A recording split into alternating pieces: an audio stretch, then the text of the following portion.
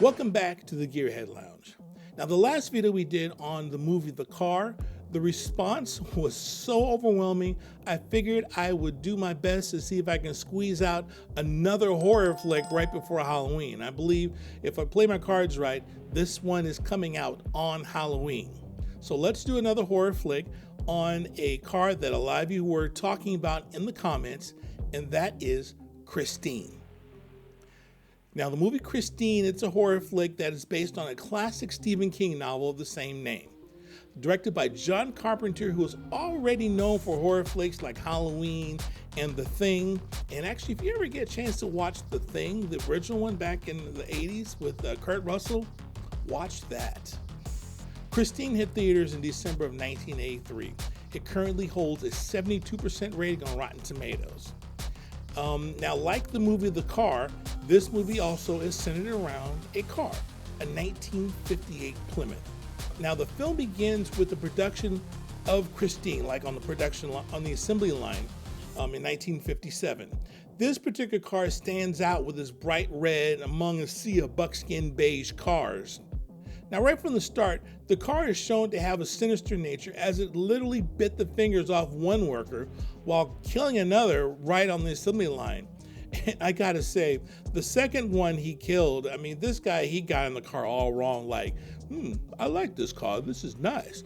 And Christine didn't take too kindly to that guy. So after his death, cut to 1978, where the main character, Arnie Cunningham, played by actor Keith Gordon, he spots the car for sale in a very dilapidated state. He purchases the car for a song from this weird guy who happens to be the brother of the previous owner who died in the car. Arnie brings the car home to his parents' disappointment, and eventually he takes the car to a DIY repair shop and stores the car there while he repairs it. Now, Arnie is a big nerd, but his best friend Dennis, a super cool guy, played by John Stockwell, he's the star high school football player. However, that doesn't really stop Arnie from being bullied from time to time. There is a particular scene in the auto shop where he's getting particularly torched by a bunch of guys who just want to screw with him and end up getting into a fight and stuff. Personally, it's a hilarious scene once you look back at it. If it was 1983 and we were watching this, we'd be like, well, that's pretty intense. But now it's completely hokey, especially when the teacher comes in. But over time, Arnie bonds with the car as he's rebuilding the car. And those same street thugs, they see Arnie's happiness and they decide to bring him down a few notches by trashing his car. And that's when Christine shows herself as she truly is. She repairs herself right in front of him, and Arnie fully accepts it. And that sets the stage for the whole movie. So throughout the movie, Christine goes through and kills all the thugs that trashed her. Christine gets jealous of Arnie's girlfriend and chokes her while she's in the car while they're at the drive-in. And Christine takes out a few other people as collateral damage on her killing spree. Now, also during this killing spree, as Christine is going through all of this, Arnie, he starts to turn cool. Like he dumps his glasses. He's like a normal guy again, and he's dating a nice girl, and progressively gets cooler and cooler, until Christine's aura takes over Arnie, which shoots him way past being cool and turns him into kind of a butthole. In the end, his love and gentleness turns to hate and callousness, which loses him his rep, his girl, and ultimately his life. Arnie's ex and his best friend Dennis work together to destroy the car as she tries to repair herself in the process. In the end, it turns out that if you park a bulldozer on top of a car trying to repair herself, she can't do it. Now, in the box office, the movie did okay. In 1983, movies like Star Wars: Return of the Jedi, Terms of Endearment, Risky Business, and Trading Places, just to name a few, were in the theaters. Just for comparison, Star Wars made $252 million in the box office, and a movie like Risky Business made $63 million in the box office. Christine made $21 million in the box office. It may seem like a disappointment, but their budget was $10 million, so they made their money back. Now, while it paled in comparison to the blockbusters of the time, Christine was just another one of those movies that found its audience in rentals and streaming, turning it into another cult classic. Now, let's talk about the true star of the movie, Christine. Popular opinion would tell you that she's a 1958 Plymouth Fury, because that's what everyone says. But you'd be mistaken, because actually the car is actually a 1958 Plymouth Belvedere with the Fury trim option. The Fury was a trim level from 1956 through 1958, and the Fury didn't become its own model until 1959. According to the book, the original owner ordered the car with the custom red paint job.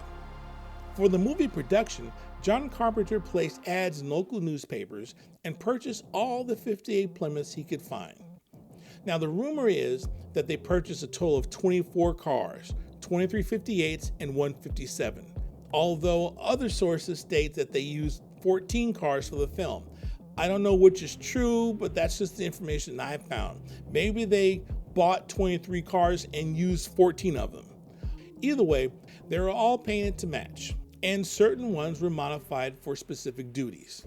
Some were fixed up as beauty shots, hero cars. Some were fixed up for high-speed driving. Others were destined to be wrecked. Now, the cars that you did see in detail, they allowed you to see the 350 cubic inch Plymouth V8 under the hood that had a dual quad intake manifold, and it was mated to a 3-speed torque flight push button transmission, although you may hear them talk about a shift lever. And there was also talk about the door lock plungers, that the Plymouth in 1958 didn't have those, but they needed it in the movie, so they showed another car in the movie with lock plungers, but actually the 58 Plymouth didn't have those. Now, in this particular movie, opposed to the movie The Car, you really got to really revel in the sound of the engine and the horn and all the revving and stuff. But in this particular movie, there wasn't a whole bunch of revving, although you did hear some. They didn't use the sound from the actual Plymouth. They actually used a soundtrack provided by a 1970 Mustang equipped with a 428 Super Cobra jet. Now, just like the Lincoln from The Car, selecting the 58 Plymouth was perfect casting.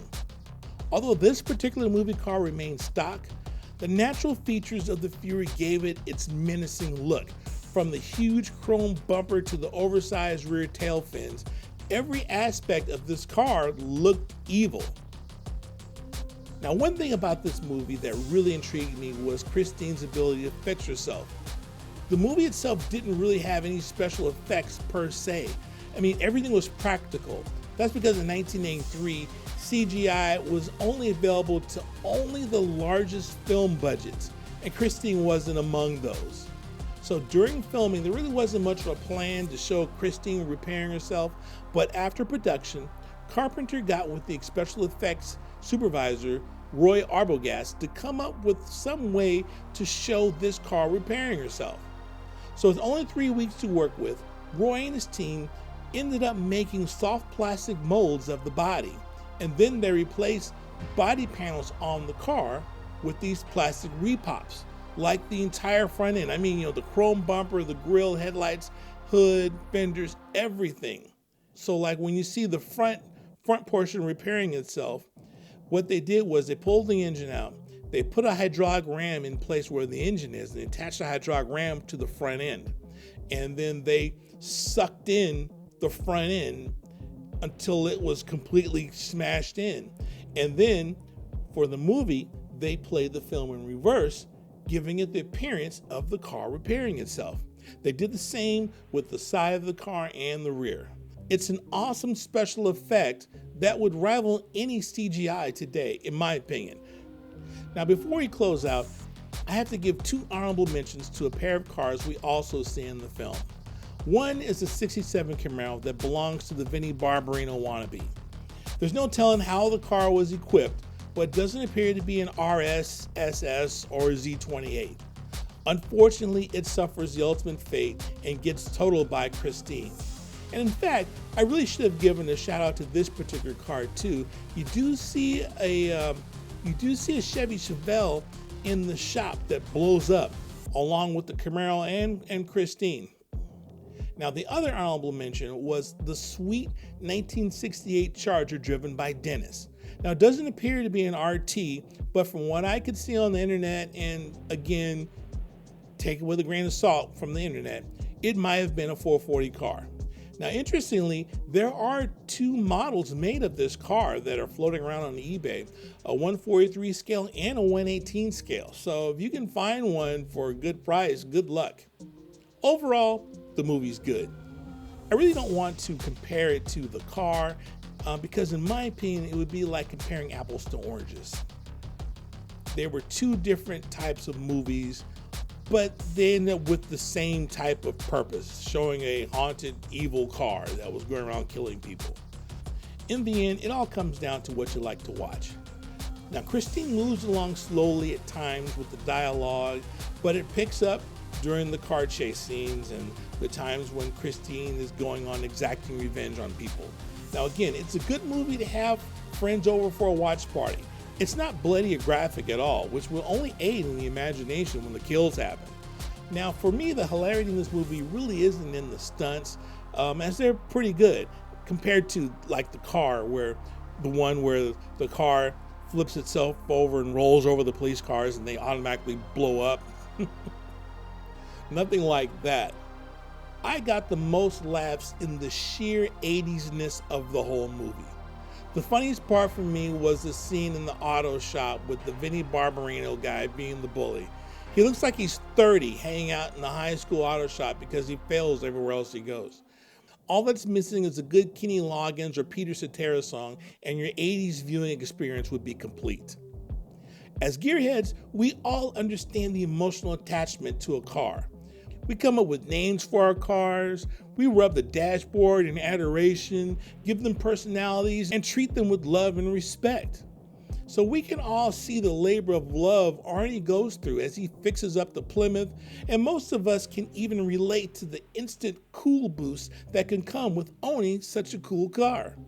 Christine is definitely worth a watch, at least one time in your life. It's a legit cult classic that features a car with a huge following.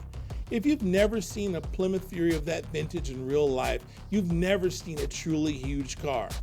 Of the cars used in the movie, 3 are said to have survived as remaining official Christines. Now, one is in the UK, while one of the stunt cars was purchased and restored. The third one has moved from car collection to car collection and is estimated to be valued between $400,000 and $500,000. Christine is a must-see for any gearhead. It's kind of dark as only Stephen King can make it, and I think the fact that it takes itself so seriously is what brings the laughs. The car is an American icon and may have faded into oblivion had it not been for this movie. Be sure to add it to your Blu-ray collection. You won't regret it. That's it for now. Be on the lookout for more videos on my takes on some of these cult classic car flicks. Don't forget to like, share, and subscribe. You guys take care.